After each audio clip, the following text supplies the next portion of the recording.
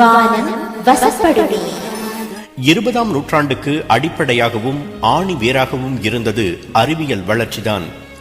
அந்த அறிவியல் வளர்ச்சியில் பெரும் பங்காற்றிய ஒரு சக்தி மின்சாரம். ஆரம்ப காலத்தில் மின்சாரம் என்பது கட்டுப்பாடு இல்லாத காட்டாற்று வெள்ளம் போல் பாயக்கூடியதாக இருந்தது. அதனால் மின்சார சக்தியை சரிவர பயன்படுத்த முடியாமல் போனது. இப்போது நாம் பயன்படுத்தும் பல கருவிகள் மின்சாரத்தால் இயங்குகின்றன. நாம் விரும்பும்படி, நம் கட்டளைப்படி அந்த கருவிகள் செயல்படுவதற்கு காரணம் மின்சாரத்தை கட்டுப்படுத்த உதவும் டைனமோ என்ற கருவிதான். அந்த கருவியை கண்டுபிடித்ததன் மூலம் மின்சாரம் என்ற கட்டுக்கடங்காத குதிரைக்கு கடிவாளம் போட்டு தந்த ஒரு மாபெரும் விஞ்ஞானியைத்தான் சந்திக்கவிருக்கிறோம். படிப்பறிவே இல்லாத ஒருவர் பார்ப்போற்றும் விஞ்ஞானியான கதைதான் அவரது கதை. அவர் பெயர் மைக்கேல் ஃபாரடே. 1791ஆம் ஆண்டு செப்டம்பர் 22ஆம் தேதி இங்கிலாந்தில் ஒரு கருங்கொல்லருக்கும் இல்ல பணிப்பெண்ணுக்கும் மகனாக பிறந்தார் மைக்கேல் ஃபாரடே. 4 பிள்ளைகளில் 3ஆம் அவர். அவரது குடும்பம் மிகுந்த ஏழ்மையில் வாடியது. பிள்ளைகளை பள்ளிக்கு அனுப்புவதில் கூட சிரமம். ஒவ்வொரு திங்கட்கிழமை அன்றும் மைக்கேலின் தாய் அவருக்கு ஒரு ரொட்டியை தருவார். அந்த ரொட்டிதான் மைக்கேலின் ஒரு வார உணவு. அந்த ரொட்டியை 14 துண்டுகளாக பிரித்து ஒரு நாளைக்கு 2 துண்டுகள் சாப்பிடுவார் மைக்கேல். அப்படிப்பட்ட ஏழ்மையில் வாழ்ந்தாலும், பள்ளிக்கு செல்லாவிட்டாலும் புத்தகங்கள் வாசிப்பதில் மைக்கேலுக்கு அளவு கடந்த பிரியம் இருந்தது. லண்டனின் புகழ்பெற்ற சேரிங் கிராஸ் என்ற பகுதியில் பழைய புத்தக கடைகள் நிறைய இருக்கும். அங்கெல்லாம் சென்று அவசரமாக அவற்றை புரட்டி பார்த்து படிப்பார் மைக்கேல்.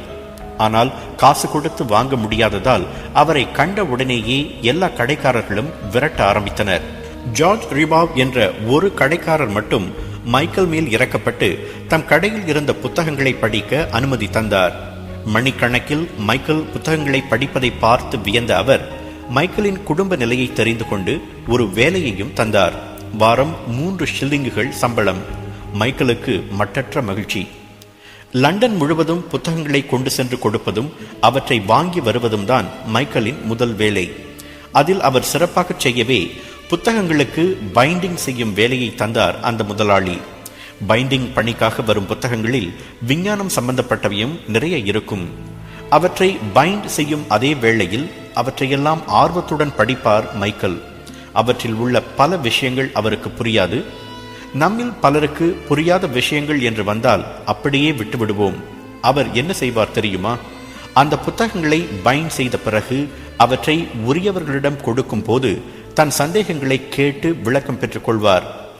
அறிவை பெருக்கிக் கொள்ள வேண்டும், புரியாதவற்றுக்கு விளக்கம் தேடிக்கொள்ள வேண்டும் என்ற அந்த முனைப்புத்தான் பிற்காலத்தில் அவரை பார்போற்றும் விஞ்ஞானியாக உயர்த்தியது.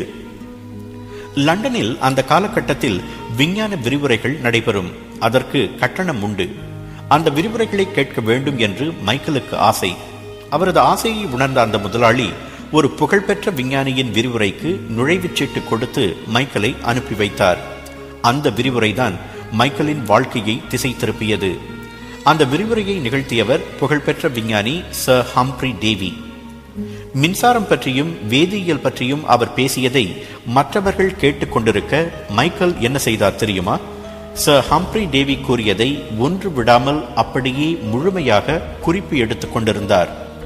விரிவுரை முடிந்ததும் வீட்டிற்கு வந்து அந்த குறிப்புகளை மீண்டும் அழகாக எழுதி சில வரைபடங்களையும் வரைந்து அதனை பைண்ட் செய்து ஹம்ப்ரி டேவிக்கு அனுப்பி வைத்தார். 2 நாள் கழித்து அதனை பெற்ற சர் ஹம்ப்ரி டேவி மலைத்து போனார். தன் விரிவுரை அப்படியே அழகாக எழுதப்பட்டிருந்ததை கண்ட அவர் மைக்கேலிடம் ஏதோ திறமை இருப்பதை உணர்ந்து அவரை தன் உதவியாளராக சேர்த்து கொண்டார். அகமகிழ்ந்து போன மைக்கேல் சர் ஹம்ப்ரி டேவியுடன் இங்கிலாந்து முழுவதும் பயணம் மேற்கொண்டு அவரது விரிவுரைகளில் கலந்து கொண்டார். அவரது ஆராய்ச்சிகளிலெல்லாம் உதவி புரிந்தார். முதலில் உதவியாளராக மைக்கேலை பார்த்த ஹம்ப்ரி டேவி பிறகு அவரை சக விஞ்ஞானி அளவுக்கு பார்க்க தொடங்கினார். 30வது வயதில் சாரா பெர்னார்ட் என்ற பெண்ணை திருமணம் செய்து கொண்ட மைக்கேல் எந்த நேரமும் ஏதாவது ஆராய்ச்சியிலேயே ஈடுபட்டிருப்பார். அதற்கு சாராவும் முழு ஒத்துழைப்பு தந்தார். கொஞ்சம் கொஞ்சமாக அவரது ஆராய்ச்சிகளை இங்கிலாந்து மெச்சத் தொடங்கியது. அவருக்கு 40 வயதான போது காந்தத்தினால் மின்சார சக்தியை உருவாக்க முடியும் என்பதை விளக்கி காட்டினார். 25 ஆண்டுகள் கடுமையாக உழைத்ததன் பலன் அவர் மின்சக்தியின் வேகத்தை மாற்ற உதவும் டிரான்ஸ்ஃபார்மர், மின்சக்தியை உற்பத்தி செய்யும் டைனமோ ஆகிய கருவிகளை கண்டுபிடித்தார். அந்த 2 கண்டுபிடிப்புகள் நிகழாதிருந்திருந்தால் நவீன கருவிகளை உலகம் சதித்திருக்க முடியாது. இன்று நாம் பயன்படுத்தும் வானொலி, தொலைக்காட்சி, சினிமா, கணினி, விளக்கு, குளிர்சாதன பெட்டி, சமையல் கருவிகள் என எல்லா மின் கருவிகளுக்கும் அடிப்படையாக விளங்குவது மைக்கேல் கண்டுபிடித்த டைனமோ தான். இப்போது புரிகிறதா அந்த கண்டுபிடிப்பின் மகிமை? பணம் சேர்த்து வைப்பதை பாவமாக கருதிய சாண்டிமேனியன் என்ற கிறிஸ்தவ பிரிவைச் சேர்ந்தவர் என்பதால் மைக்கேல் தன் கண்டுபிடிப்புகளுக்கு காப்புரிமம் பெறவோ அவற்றால் பணம் சம்பாதிக்கவோ முயலவில்லை. தனது கண்டுபிடிப்புகள் மனுக்குல சேவைக்காகவே அன்றி தான் செல்வந்தனாவதற்கு அல்ல என்ற மனப்பான்மை அவருடையது. தன் சிரமமான பிள்ளை பருவத்தை மறக்காத மைக்கேல் தன்னை போன்ற ஏழை சிறுவர்களும் அறிவியலின் அற்புதங்களை தெரிந்து கொள்ள வேண்டும் என்பதற்காக லண்டன் ராயல் கழகத்தில் கிறிஸ்துமஸ் விரிவுரைகள் என்ற தொடரை ஆரம்பித்து வைத்து விரிவுரை வழங்க தொடங்கினார். அன்று அவர் தொடங்கியது ஃபாரடே விரிவுரைகள் என்று இன்றும் ஆண்டுதோறும் தொடர்கின்றது. பல்லாயிரம் மாணவர்கள் பலனடைகிறார்கள். மின்சார பயன்பாட்டில் புரட்சியை கொண்டு வந்த அந்த மகத்தான விஞ்ஞானியை தேடி சர் பட்டமும் ராயல் கழகத்தின் தலைவர் பதவியும் வந்தன. நான் மைக்கேல் ஃபாரடேயாகவே இருக்க விரும்புகிறேன் என்று கூறி இரண்டையுமே மறுத்துவிட்டார் அந்த அதிசய விஞ்ஞானி. இறுதி வரை எளிமையையே விரும்பி எளிமையான வாழ்க்கையையே வாழ்ந்த மைக்கேல் ஃபாரடே 1867 ஆண்டு ஆகஸ்ட் 25ஆம் தேதி தனது 76வது வயதில் காலமானார்.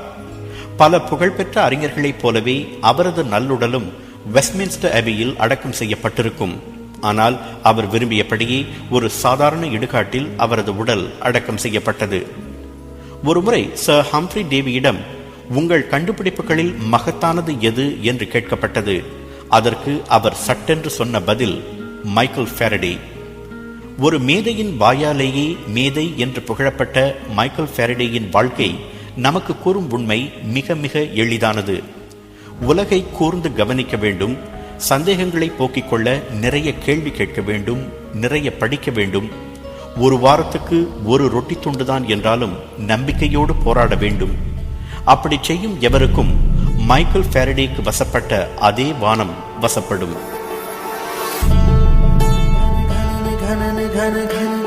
வானம் வசப்படுமே. 96.8 கேட்டாலே பரவசம் பரவசம்.